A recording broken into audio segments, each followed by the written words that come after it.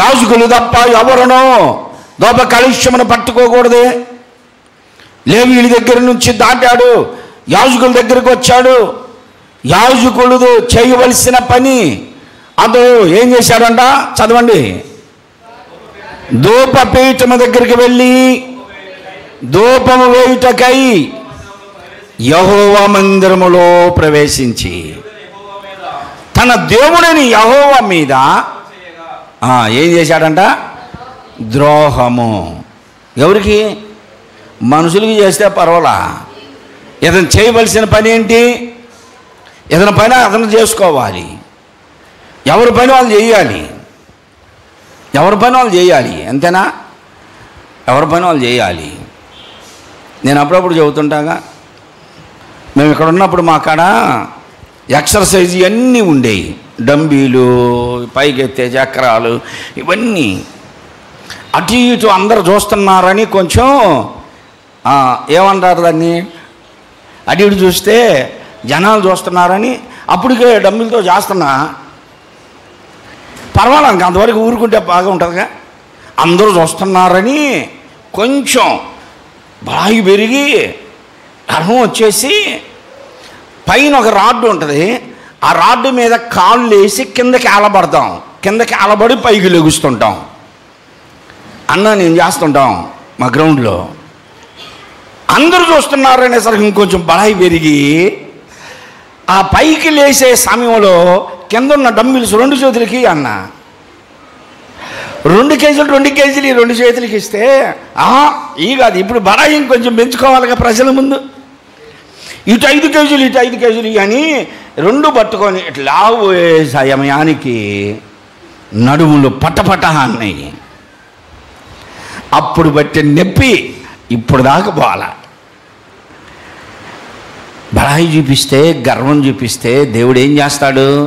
అని చేస్తాడు. మనుషులను చూస్తున్నారని మనం గర్విస్తే చేయవలసిన పని ఏమిటి? రాజ్య పరిపాలన చెయ్యి. నీకెందుకు యాజకులు చేస్తే పని? యాజకులు చేయాల్సిన పని యాజకులు చేయాలి. ఈరోజు నువ్వు పాట పాడుతున్నావా? పాటలు పాడే వరం ఇచ్చాడా? పాడుకుంటూ తిరుగు. ప్రార్థన చేసే వరం ఇచ్చాడా? ప్రార్థన చేయి. సంఘం కొరకు, సేవకుల కొరకు, కుటుంబాల కొరకు. లేదండి, నేను కూడా వాక్యం చెబుతా. ఎందుకు? నేనేం తక్కువ అనుకున్నావేంది? ఎన్ని సంఘాల్లో తిరుగుతున్నా, ఎంత దగ్గర నేర్చుకున్నా, ఎన్ని బైబిల్ వాక్యాలు తెలుసు, ఎన్ని యూట్యూబ్లో రాసుకున్నా, నేను చెప్పాలి. దేవుని పిలుపుందా? దేవుని పిలుపుందా? సాగు చేయడానికి 2 కారణాలు. ఒకటి దేవుని పిలుపు ఉండాలి, రెండోది సమర్పణ ఉండాలి. పిలుపున్నా సమర్పణ ఉన్నా దేవుని పని చేయొచ్చు. ఏది లేకుండా సరే దేవుని పిలుపు లేదనుకో, కనీసం సమర్పణ ఉండాలా. సమర్పణ అంటే ఏంటి? సమర్పణ అంటే దేవునికి మనల్ని మనం సమర్పించుకోవడం. శ్రమైనా, బాధైనా, కరువైనా, ఖడ్గమైనా, ఎన్ని నిందలైనా, అవమానాలైనా, విపత్తులు వచ్చినా అన్నిటికీ నేను లోబడి చివరికి ప్రాణాపాయం వచ్చినా అంతమూరకు నమ్మకంగా ఉంటానయ్యా అని దేవుని పని కొరకు సమర్పించుకొని దేవునిలో ఉండాలి. ఇది సమర్పణ జీవితం. అది ఎప్పుడు చేయాలి? దేవుని పని చేస్తానయ్యా అని ఎప్పుడు చేయాలి? దేవుని పని కొరకు ఎప్పుడు రావాలి? యవన కాలంలో రావాలి. యవన కాలంలో రాలా. తర్వాత అంత అయిపోయినాక, ఏదో ఉద్యోగం చేస్తా రిటైర్డ్ అయినాక, ఏదో పని చేస్తా రిటైర్డ్ అయిపోయినాక దేవునికి నేను ఇప్పుడు సమర్పించుకున్నాను అంటే అంత అయిపోయినాక నువ్వెందుకు? మామిడికాయ మొత్తం చీకి ఇత్తనం ఏం చేస్తావు? ఇంట్లో దాచుకోరా? మళ్ళీ పనికిరాదా? గవర్నమెంట్ అంతా పీకి నీ 50 సంవత్సరాల సర్వీస్ అంతా అక్కడ పని చేపించుకొని అలిసిపోయిన తర్వాత ఇక ఏమి లేకుండా తెల్లగా లొట్ట అయిపోయినాక ఇత్తనాన్ని, ప్రభువా ఇదిగో నేను నీకు ఇప్పుడు ఇక నేను సేవ చేస్తానయ్యా. దేవునికి ఇష్టం లేదు. నీ వయసు, నీ బలం మొత్తం గవర్నమెంట్కి పెట్టొచ్చి ఇప్పుడు నేను దేవునికి సమర్పించుకున్నానంటే కుదరదు. యవన కాలంలో కుటుంబం అంతా దేవుని పనిలోకి వస్తేనే సేవకుడు. భార్య ఒక పని చేసిద్ది, కొడుకు ఒక పని చేస్తాడు, కూతురు ఒక పని చేసిద్ది, అల్లుడు ఒక పని, కోడలు ఒక పని, అందరు పనులకి వెళ్తారు. ఈయన ఒక్కడు మొత్తం నేను సావుకునండి అని వస్తే దేవునికి ఇష్టం లేదు. అది సావుకుడు అంటే ఎవరు అంటే పూర్తిగా సమర్పించుకుంటేనే సావుకుడు. ఎవరు బయటికి రాకుండా ఒక్కడే వచ్చాడనుకో, ఆ ఒక్కడేమనొచ్చు, ఏమంటారు?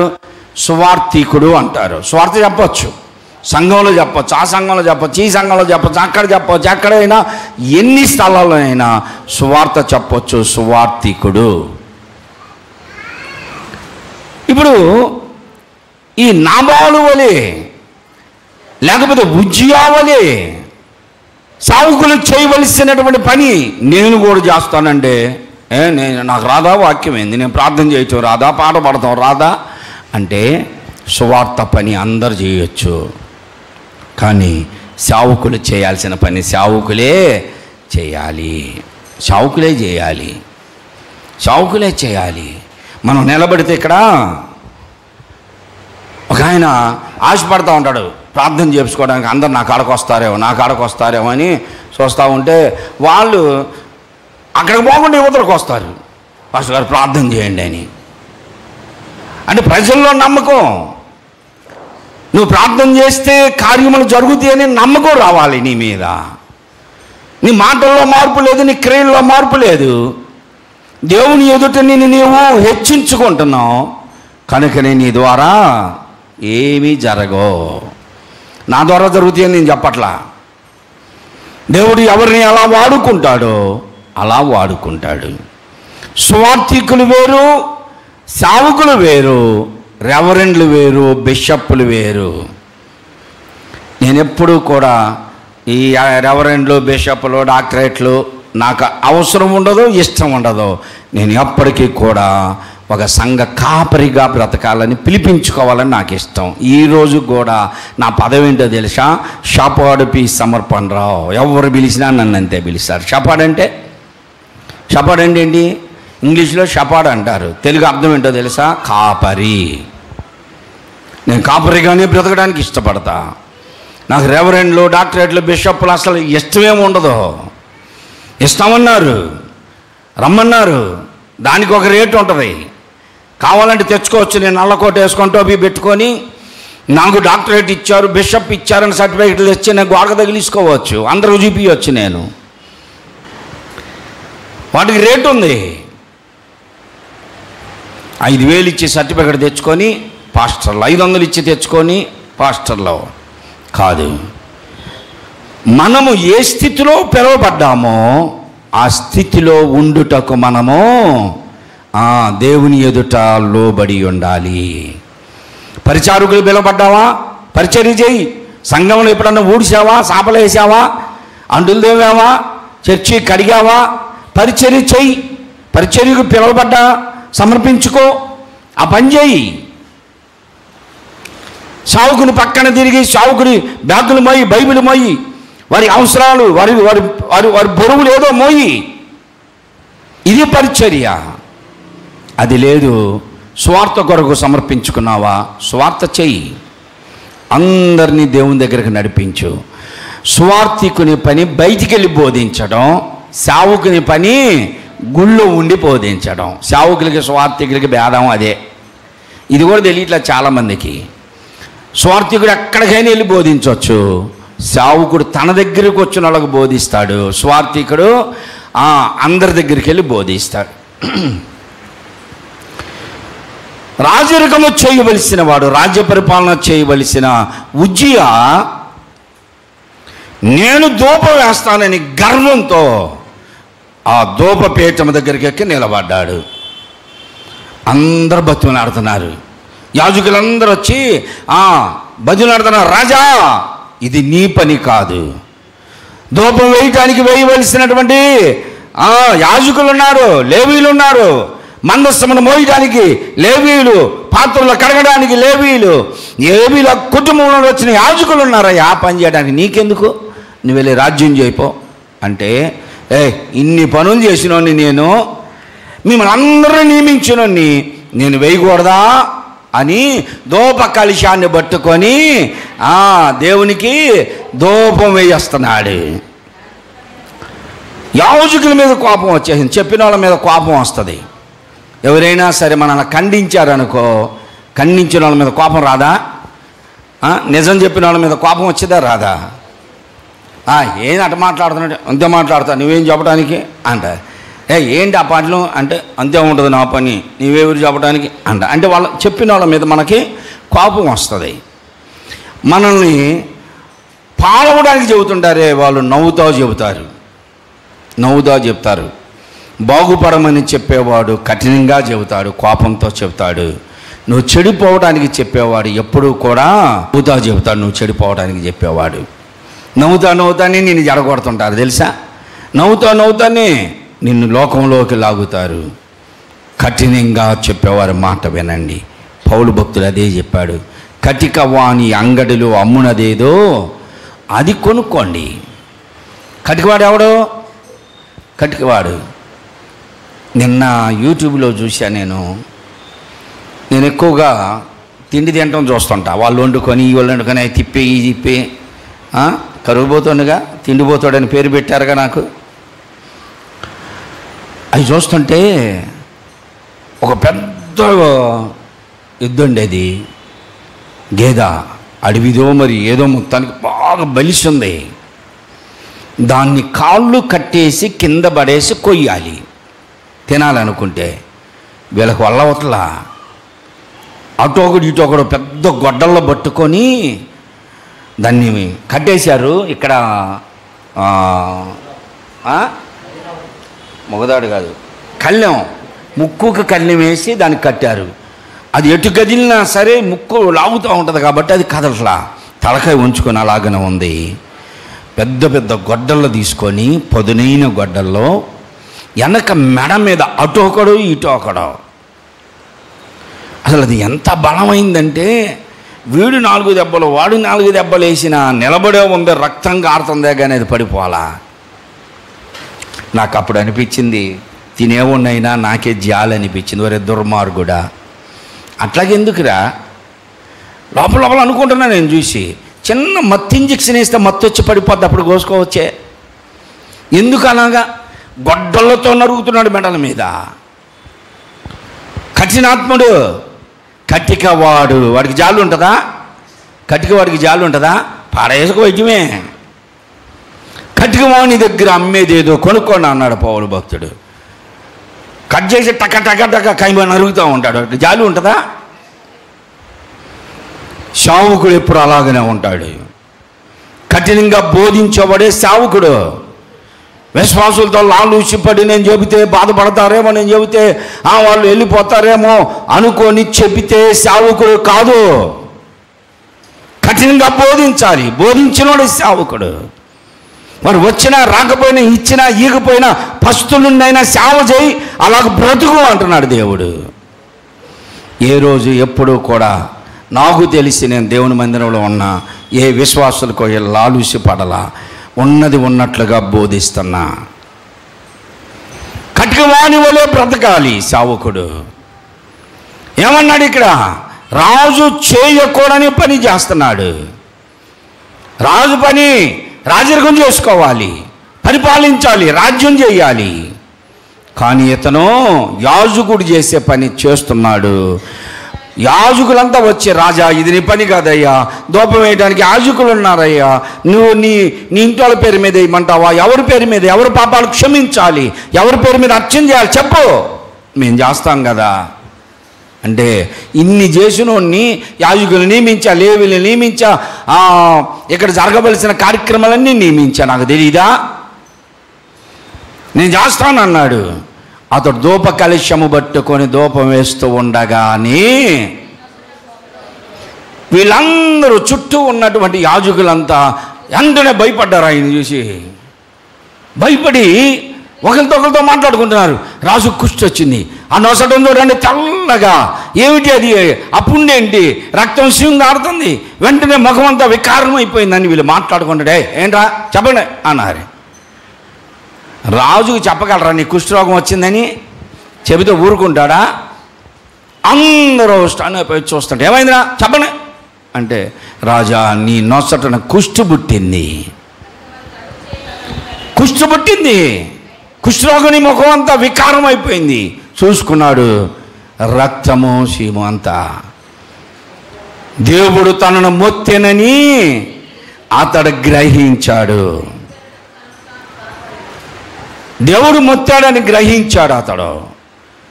నా ముఖమున ఎంత కుష్టు పుట్టింది, దేవునికి ఇష్టం లేదు నీ పని చేయటం, దేవుడు నన్ను మొత్తాడు అని గ్రహించి అతను బయటికి వెళ్ళుటకు తనకు తాను త్వరపడ్డాడంట. రాజా నీ పని కాదని మేము చెప్పాం కదయ్యా, ఎందుకు నీవు ఈ పని చేశావు?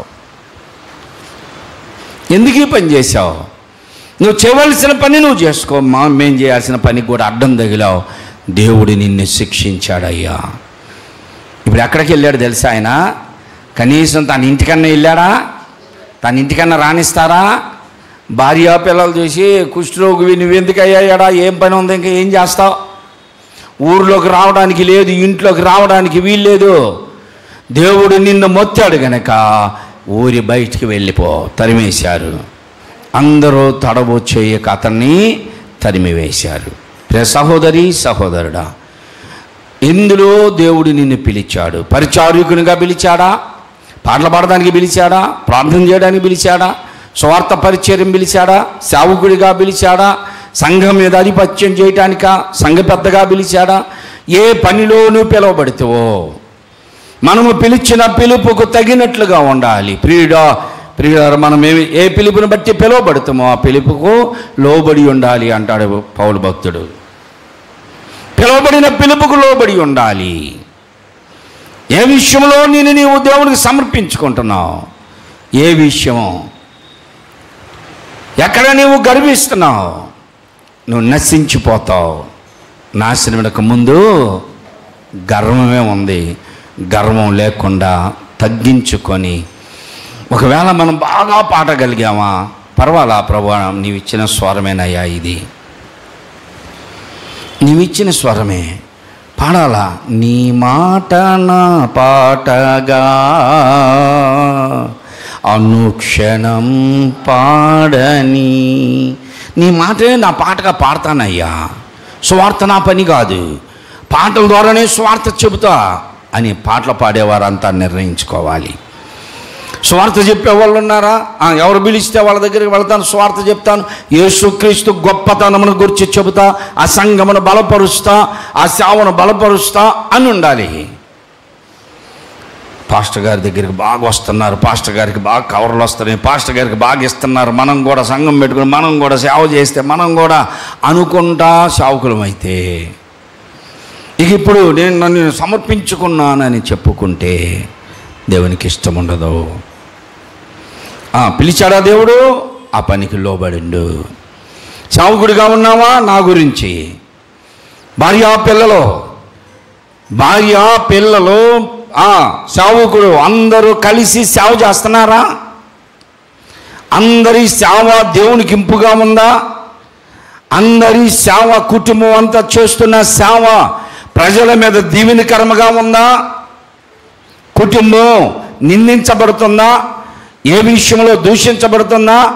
ఏ విషయంలో వ్యతిరేకత వచ్చింది? ఇవన్నీ గమనించుకోవాలి సేవకుడు. అన్నిటిలో కూడా దేవుని ఎదుట లోబడి ఉండటం, యోగ్యులుగా ఉండడం. ఉజ్జియా గర్వించి ఏమైపోయాడు? గర్విష్ఠ అయిపోయాడు. హెజ్కేలు గ్రంథం 14:12 వచనంలో ఇక్కడ మనం లూసిఫర్ను చూస్తాం. మన బ్రదర్స్ కొంతమంది లూసిఫర్ గురించి చెప్పేటప్పుడు లూసిఫర్ గారు అంటున్నారు. లూసిఫర్ గారు, సైతాన్ గారు అంటున్నారు. లూసిఫర్ గారు అనాల్సిన పని లేదు, అందుకని లూసిఫర్ గాడు అని కూడా అనాల్సిన పని లేదు. గాడు అనొద్దు, ఏమనాలా? లూసిఫర్ అంటే చాలు. లూసిఫరు దేవునితో కూడా సమానముగా హెచ్చించుకుంది, తనను తాను హెచ్చించుకుంది. దేవునితో సమానంగా ఉంటా నేను, దేవుడు మాత్రమే అక్కడ కూర్చోవాలా? దేవుడు మాత్రమే అక్కడ కూర్చోవాలా? నాకు తెలిసి నేను అనుకుంటున్నా, నా అభిప్రాయమే, బైబిల్లో లేదండి అయ్యా, చూసేవాళ్ళు కానీ వినేవాళ్ళు కానీ విమర్శించబాకండి, నా సొంత అభిప్రాయం. దేవుని సింహాసనం ఎలా ఉందో ఎవరు చూడలా.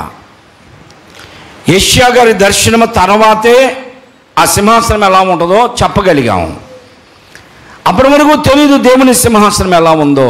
కారణం ఏంటంటే మహిమతో నింపబడింది, ఎవరు సమీపింపరాని తేజస్సులో ఉంది సింహాసనం. కానీ లూసిఫర్ సింహాసనం ఎలా ఉందో బైబిల్ చెప్పింది మనకి. రత్నరాశులతో, గోమేధికము, సుగంధము, విలువ కలిగిన రాళ్ల మధ్యలో, కాళ్ళుచున్న రాళ్ల మధ్యలో అన్నాడు. లూసిఫర్ యొక్క సింహాసనం యెహెజ్కేలు గ్రంథంలో మనం చదువుతాం. 14-12 చదవండి, అక్కడే ఉంది. 28. దేవుని తోటయగు ఏదేనులో ఉంటివి, మాణిక్యము, గోమేధికము, సూర్యకాంతము, రత్నవర్ణపు రాయి, సులేమాని రాయి, మరకతము, నీలము, పద్మరాగము, మాణిక్యమును, మూల రత్నములతో, అమూల్య రత్నములతో, బంగారముతోను నీవు అలంకరింపబడితివి కదా. బా, ఎన్ని రాళ్ళంట. ఈ రోజున ఉంగరాలు చేపించుకునే వాళ్ళు గోమేధికంతో ఉంగరం చేపించుకుంటే కలిసి వచ్చిద్దండి. తర్వాత ఇంకా రత్నాలు ఉన్నాయి, కొన్ని ఎర్రరాయి, పచ్చరాయి, వాటితో ఉంగరాలు చేపించుకుంటే కలిసి వచ్చిద్దని అక్కడికి పోతే వాడు డూప్లికేట్ రాయి చూపించి నీకు ఒరిజినల్ రేటు తీసుకుంటాడు. అది వేసుకుని నా దగ్గర నుంచి వీళ్ళు ఉంగరం వేసుకుని నా కాడ నుంచి గోమేధికం రాయండి, ఇది గోధుమ వర్ణం బాగుందండి, రత్నం రాయండి అనుకుంటా చూసుకుంటా పొద్దున్నే లేచి ముద్దులు పెట్టుకొని కళ్ళకు అద్దుకొని లెగుతున్నారు. చిన్న రాయి ఉంగరంలో ఉంటేనే. లూసిఫర్ కంట సింహాసనమే ఈ రాళ్లతో కట్టాడు, బంగారముతో అలంకరించబడ్డాడు. నీవు నియమింపబడిన దినమున పిల్లన గ్రోవులు వాయించువారు నీకు సిద్ధమయ్యారు. అభిషేకము నొందిన కెరూబువై నీవు ఆశ్రయంగా ఉన్నావు కదా, అనేకులకు ఆశ్రయంగా ఉన్నావుగా. నియమింపబడిన దినమున పిల్లన గ్రోవులు వాయించువారు. పిల్లన గ్రోవులు వాయించడం అంటే ఏంటి చెప్పండి? సంగీతం. ఇగో ఈ కెరూబుని మనము అభిషేకిస్తున్నానని మీ అందరి మీద అధికారిగా ఉంటాడు అంటే వీళ్ళందరూ జై హో నరుడా, జై హో నరుడా అని అందరూ పొగుడుతున్నారంట. ఇప్పుడు కూడా పొగిడే వాళ్ళు నీ చుట్టూ చేరి నేను చెడగొడుతున్నారు. నీకేం సిస్టర్, అసలు నువ్వు బాగా పాడగలవు కానీ పాస్టర్ గారు గుర్తించట్లే నిన్ను. ఏం సిస్టర్, నువ్వు బాగా ప్రార్థన చేయగలవు, ఎవరు గుర్తించట్లా నిన్న సంఘంలో. మాయ్ నువ్వేం చేస్తావు అంటే వాళ్ళు చెప్పినా చెప్పకపోయినా నీకెందుకు, నువ్వు పాట ఎత్తి పాడు, వాళ్ళు ఏం ఆపుతారా నిన్ను? ప్రార్థన చేయరు, మళ్ళీ చెప్పినా చెప్పకపోయినా ప్రార్థన చేయండి అంటే మాత్రం ఒకవేళ ఎక్కడ నా పేరు చెబుతారని సాటికి దక్కుని, లేకపోతే అప్పుడే ప్రార్థన చేయమంటారేమోనని గబగబ వెళ్ళిపోతారు. మా దగ్గర తుఫాన్ నగర్లో ప్రార్థన జరుగుతూ ఉంటుంది. ప్రార్థన జరుగుతూ ఉంటే ప్రతి రాత్రి ముందే వస్తే ఒకవేళ ప్రార్థన చేయమంటారు, నడిపిమంటారని బిగిన్ చేసినాక వస్తారు. వాక్యం చెప్పే టయానికి ఒకవేళ వాక్యం చెప్పమంటామేమోనని అప్పుడు గబగబ వెళ్ళిపోతారు. మళ్ళీ వాక్యం జరిగేటప్పుడు వస్తారు. ఇంకా మనకు తప్పిందిలే, పాడమనరు, ప్రార్థన చేయమనరు, వాక్యం చెప్పమనరు అని వచ్చి కూర్చొని వాక్యం అయిపోయినాక చివరిలో మళ్ళీ ప్రార్థన చేయమంటారేమో అని అప్పుడు ఇక దేవుడి వాక్యం అనే లోపల లేచి వెళ్ళిపోతారు. మళ్ళీ ఎప్పుడు వస్తారు? ప్రార్థన బిగిన్ చేసి నాకు వచ్చి మళ్ళీ అయిపోతాలికే ఏసు రక్తం చేయి, ఏసు రక్తం చేయి ఉండగానే బైబిల్ తీసుకొని ఇంకెళ్ళిపోతారు. ఉండరు మళ్ళీ ఇంక అక్కడ ఒకళ్ళు వందన ఇళ్ళకేంది మనల్ని బలకరించేది, వాడికేంది వందనాలు చెప్పేది, వీడికేంది చెప్పేది, వాళ్ళని బలకరియాల్సిన పని ఏంటి అనుకుంటారేమో తెలియదు కానీ వెళ్ళిపోతారు. అలా ఉంటారు. అలా ఉన్న వాళ్ళకి మనం ప్రార్థన ఇవ్వలేము, వాక్యం చెప్పమనలేము, పాట ఇవ్వలేము, ఏదీ చేయలేరు. వాళ్ళకి ఎప్పుడు అలాగనే ఉంటారు. ఒకవేళ కర్మజాల ఎప్పుడన్నా పేరు పెట్టి మనం పిలిచి వాక్యం చెప్పు అన్నాం అనుకో, ఇంకేం చేస్తారు? ఏం తప్పదుగా. మొన్న ఎప్పుడో చెప్పారండి, అదే ఇంకా మళ్ళీ అదే వచ్చి అదే వాక్యం. సిద్ధపాటు ఉండదు, సిద్ధపడేది లేదు. నేను ఎందుకు ఇక్కడికి వచ్చి చదువుతానో తెలుసా? కొంతమంది అంటారు, పాస్టర్ గారు గుళ్ళో కూడా చదువుతా. నేను ఇంటి దగ్గర చదువుతా, ఇక్కడికి వచ్చి కూర్చొని మీ మొఖాలు చూడాలా. ఇప్పుడు మీకు వెళ్ళే చదువుతున్నా, పాస్టర్ గారు ఏదో నాకు వెళ్ళే చదువుతున్నాడు అనుకుంటారుగా. అందుకని బైబిల్ చదువుకుంటా కూర్చుంటా. సిద్ధపడి వచ్చిన వాక్యమే మరలా చదువుతూ ఉంటా. నేను నాకు ఎక్కడ వాక్యం ఇస్తారు, ఎక్కడ ప్రార్థన ఇస్తారు, ఎక్కడ పాడమంటారు, నాకు వాయిస్ లేదు, అయినా కానీ పాడతా. నేను పాడతా. అసలు ఆశ్చర్యం ఏంటో తెలుసా? నా వాక్యాన్ని 200 మంది కూడా చూడాల. చెప్పిన వాక్యాలు ఏ వాక్యమైనా 150, 200 లోపే. కానీ నేను పాడిన పాట 1000 మంది చూశారంటే ఇక చెప్పండి. నేనేమైనా సింగర్నా? నేను సింగర్నా? నాకు వాయిస్ ఉందా? ఏమి లేదుగా. ఎందుకు అంటే ప్రజలకు వాక్యాలు అవసరంలా. ఇప్పుడు వాక్యంలో గద్దింపు వచ్చింది, కఠినత్వం వచ్చింది, సరిచేయటం వచ్చింది, సరిదిద్దటం వచ్చింది. ఇవన్నీ విన్నారంటే మొఖాలు మాడిపోతాయి. మా గురించి చెప్పేదేనా, మా గురించే అని మొఖాలు మాడిపోతాయి. పాటే ఉందండి, అందరూ కలిసి పాడతారు. అందరూ కలిసి ఏం పాట ఇప్పుడు కొత్తగా వస్తుంది చేసా, నేను ఉండాలేనయ్యా, నేను బతకాలేనయ్యా, నీవే లేకుండా నేను అట్ట బతకగలనయ్యా. ఎవరికి చెబుతున్నా? ఎవరితో నువ్వు చెప్పేది? దేవునితో ఉందా? నిజమా? నిజమా? హృదయపూర్వకంగా చెప్పు. నిజమేనా నువ్వు పాడేది? నీకు హృదయపూర్వకంగా చెబుతున్నావా?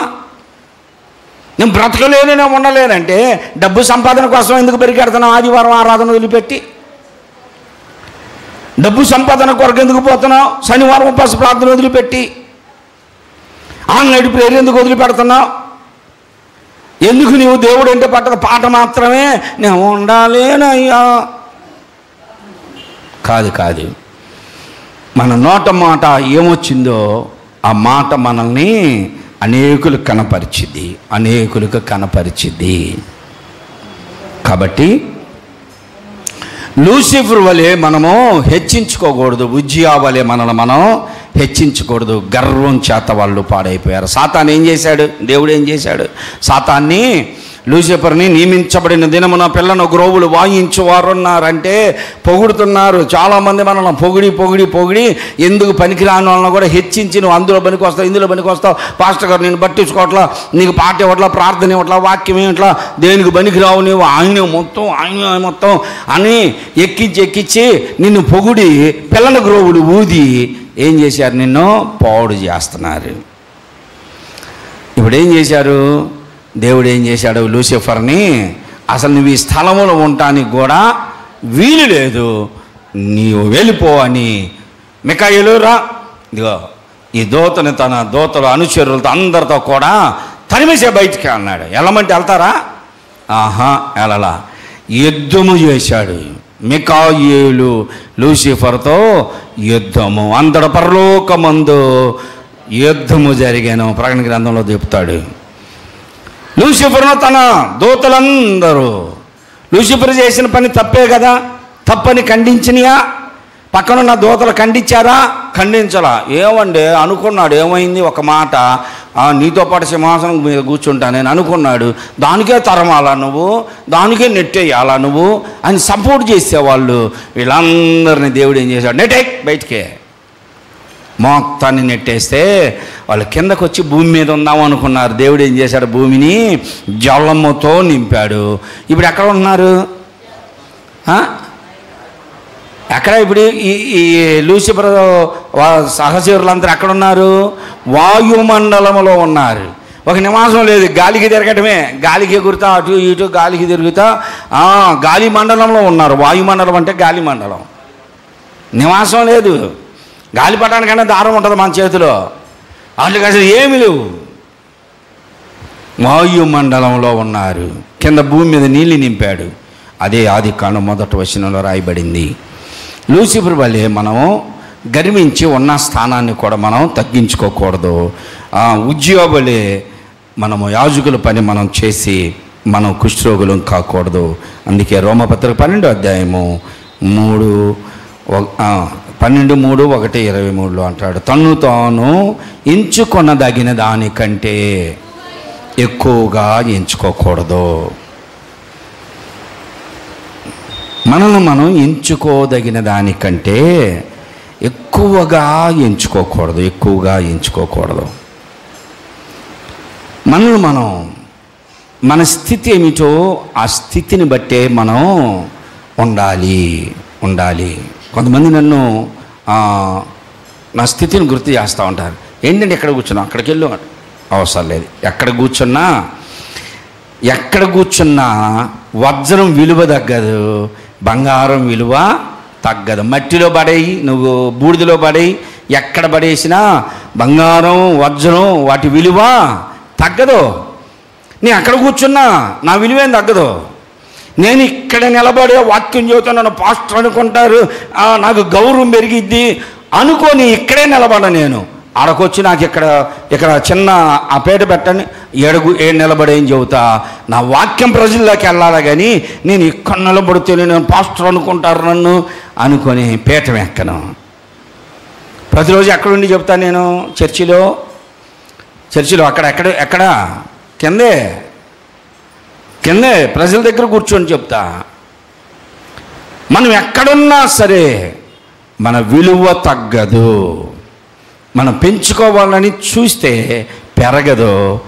మనల్ని ఇతరులు తగ్గించాలనుకున్నా దేవుడు తగ్గించాడు. కాబట్టి మనం నాశనములకు ముందు గర్వం ఉంటుందని గుర్తించి నువ్వే విషయంలో చెడిపోయావో, ఎక్కడ పడిపోయావో జ్ఞాపకం చేసుకో.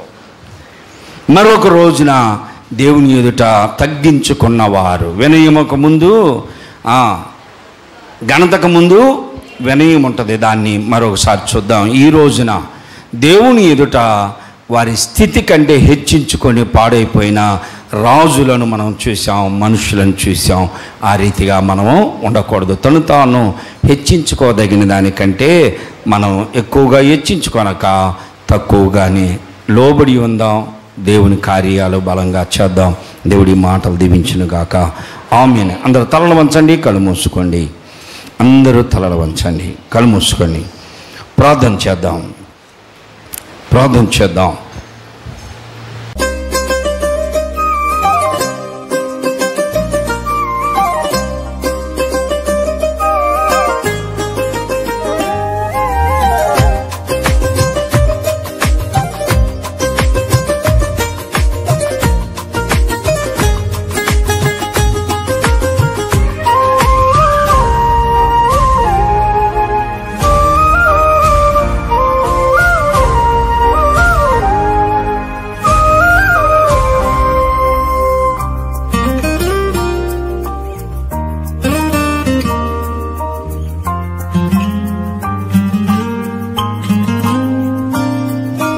ప్రార్థన వలనే పయనము, ప్రార్థనే ప్రకారము, ప్రార్థనే ప్రాధాన్యము, ప్రార్థన లేనిదే పరాజయం.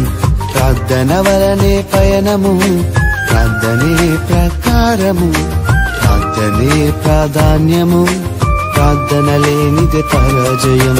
ప్రభువా ప్రార్థన నేర్పయ్యా, ప్రార్థించకుండా నేనుండలేనయ్యా. ప్రభువా ప్రార్థన నేర్పయ్యా, ప్రార్థించకుండా నేనుండలేనయ్యా. నీ పాదాలు తడపకుండా నా పయనం సాగదయా, నీ పాదాలు తడపకుండా నా పయనం సాగదయా. ప్రార్థన వలనే పయనము, ప్రార్థనే ప్రకారము, ప్రార్థనే ప్రాధాన్యము, ప్రార్థన లేనిదే పరాజయం.